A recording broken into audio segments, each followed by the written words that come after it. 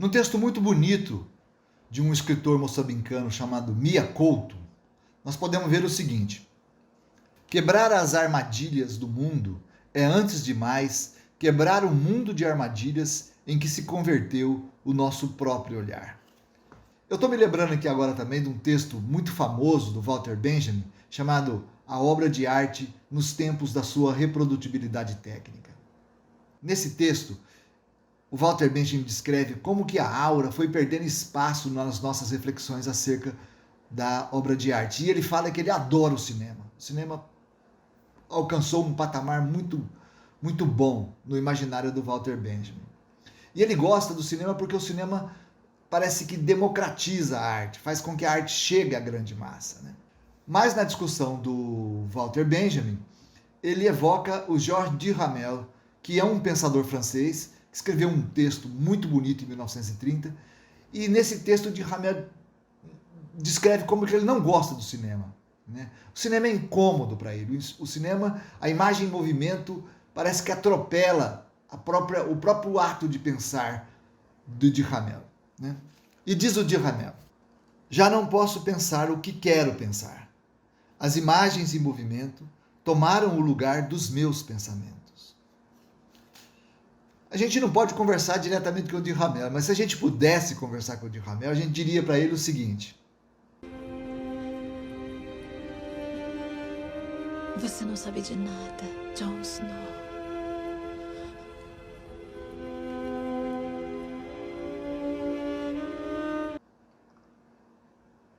É Game of Thrones nos ensinando a pensar. É Game of Thrones nos ensinando a pensar, né? Porque a internet está olhando o cinema pelo retrovisor. Hoje as coisas estão bem mais dramáticas do que um dia foram. E Duhamel com certeza estaria mais estarrecido ainda, né? Nesses 10 minutos que vem pela frente, eu quero fazer com que essas palavras do Mia Couto sejam bem entendidas por você.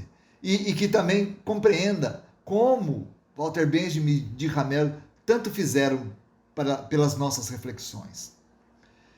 Se eu tiver sucesso, você vai começar a suspeitar de você mesmo, o que será muito bom, muito bom. Eu sou Paulo Custódio, eu sou coordenador do LIAME, o Laboratório Interartes de Mídia e Imagem, sou líder do grupo de pesquisa Interartes, professor da graduação e da pós-graduação da FACALI, a Faculdade de Comunicação, Artes e Letras da UFGD.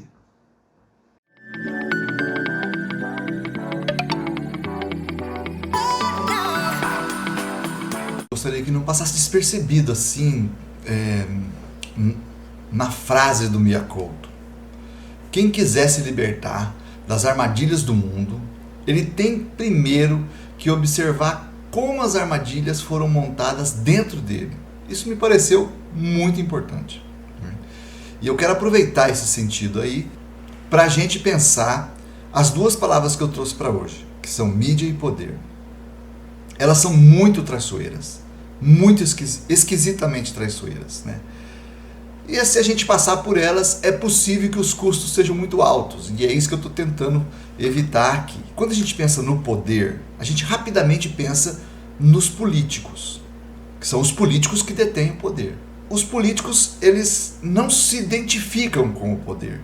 Eles podem mudar a vida das pessoas, mas cada um dos que entram na política, eles capturam esse poder. Então, nós podemos pensar que tem uma pessoa que tem as habilidades, que reúne as características adequadas para fazer essa captura do poder, certo?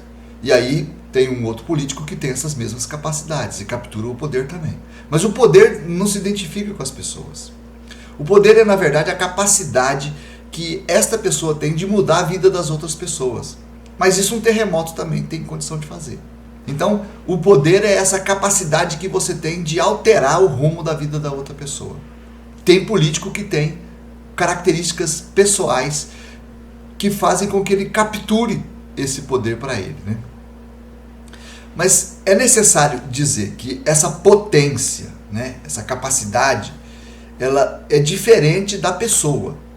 E assim a gente pode pensar na sequência que essa capacidade ela pode ser, de alguma maneira, administrada, ela pode ser dominada. Outra palavra extremamente importante para nós, claro, né, é a palavra mídia. Comumente, ela é entendida como meio, como uma coisa que transporta o sentido de um lugar, de onde ele se encontra, para outro lugar, tecnicamente, da cabeça de quem engendra o sentido dentro daquele meio, para a cabeça de quem recebe aquele sentido. Mas a gente não costuma pensar nesse trajeto. Nós entendemos que esse trajeto ele é neutro, que ele é algo que não merece muito ser pensado, porque o que importa são os sentidos que ele transporta.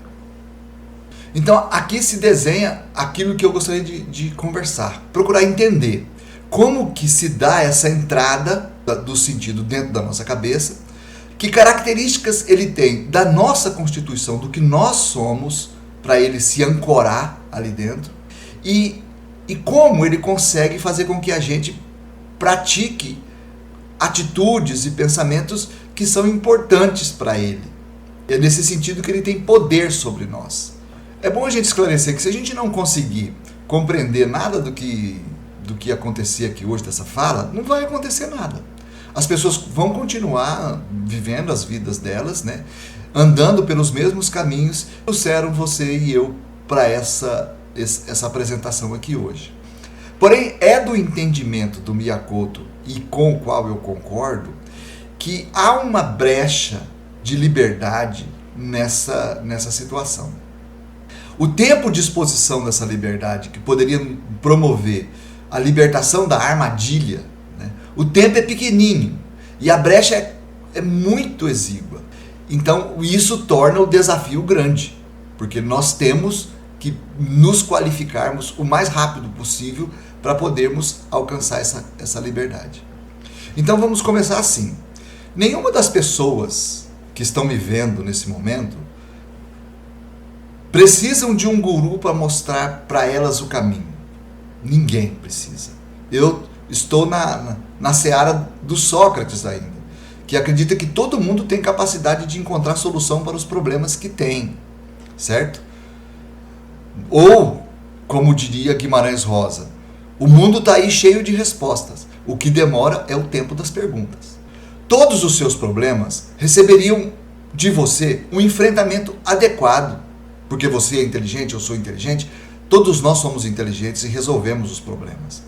Se você tivesse algum tempo para você pensar o que te interessa. Mas é preciso que a gente raciocine acerca de outra coisa. A gente anda sem tempo. Então isso nos leva a pensar um outro detalhe. Talvez seja preciso pensar que o fato da gente não ter tempo para pensar em coisas que nos interessam não seja um descuido nosso, nem uma incapacidade, mas sim um projeto de não permitir que você tenha tempo.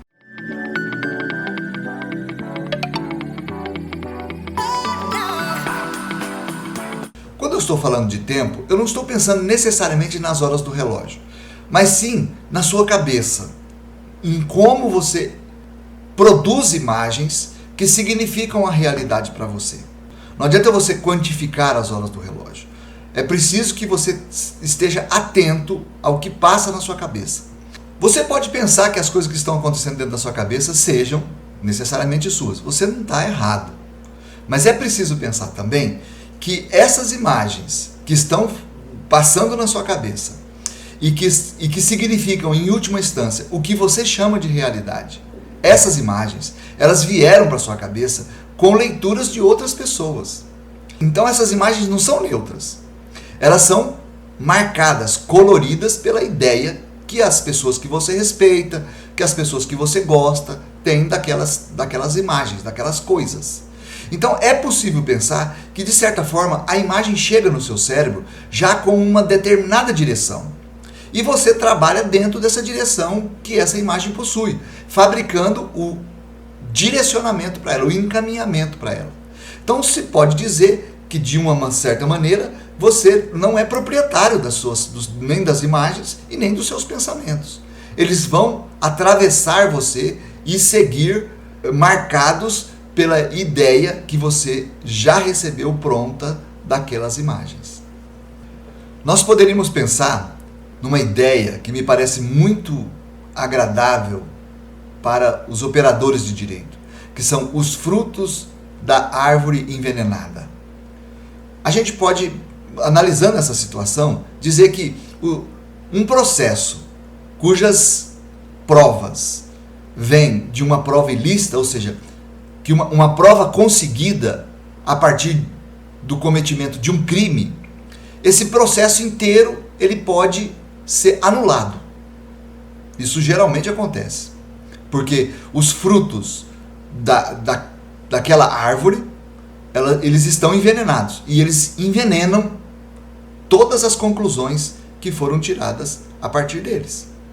Mas na realidade do seu cérebro não é assim que acontece.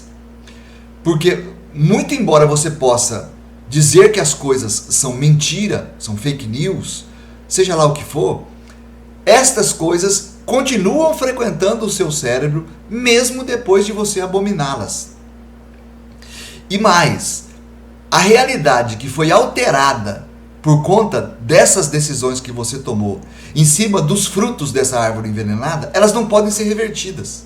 Você não pode, como num processo, fazer com que a realidade retorne a uma situação anterior simplesmente porque você descobriu que era mentira.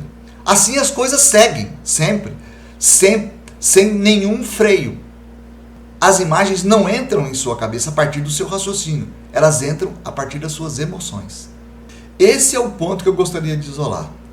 As mídias, elas aprenderam a agir como nossas mães, como nossos namorados, como nossas namoradas, como fazer o mesmo que fazem nossos amigos mais queridos.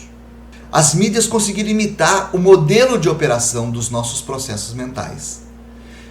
A coisa preocupante disso é que palavras como verdade, justiça, ordem, são sempre produtos do raciocínio. Elas nunca estão in natura na realidade. Dessa maneira, nós sempre podemos dizer que uma coisa seja verdadeira, justa, boa, a partir dessas imagens que a gente recebeu dessas pessoas queridas. E em tempo isso significa quase sempre que recolhemos da nossa convivência diária com as mídias um repertório de atitudes. Então quem conseguir organizar o tipo de imagem que você recebe no seu celular, no seu computador, ele é capaz de dizer o que é verdadeiro, o que é justo e o que é bom para você. E aí retornamos com Mia Couto. Nenhuma pessoa do mundo pode entrar na sua cabeça e fazer você entender essas coisas. Então, a sua liberdade estaria em descobrir qual seria a qualidade do seu pensamento que foi capturado por esse vírus da informação. O que é que esse vírus sabe de você, que ele consegue se instalar no seu cérebro a partir desse detalhe que ele conhece. Eu vou dar uma senha para você e você usa se você quiser. Medo e raiva são dois sentimentos muito básicos que nos acompanham desde quando a gente morava nas cavernas. E as mídias mais eficazes não agem segundo o seu raciocínio. Na verdade, elas trabalham em cima do nosso medo e da nossa raiva. Então, se a informação consegue fazer surgir esses dois sentimentos, você está automaticamente motivado a repassar essa informação. A mensagem capturou toda a sua energia e agora pode fazer você agir de acordo com as coisas que interessam para ela. Você não só pode se submeter à potência dela, como você deve se submeter à potência dela e levar essa mensagem para outras pessoas. É nesse sentido que você se tornou um poste, que sustenta um fio de energia. E aí eu te dou dois conselhos que você segue se você quiser. Não repasse, não seja usado. Pergunte sempre a si mesmo por que você está com medo ou por que você está com raiva do conteúdo daquela informação. Isso vai te ajudar a imprimir um delay na sua atitude e vai te dar o tempo que você precisa para decidir se você não está se submetendo ao poder da mídia.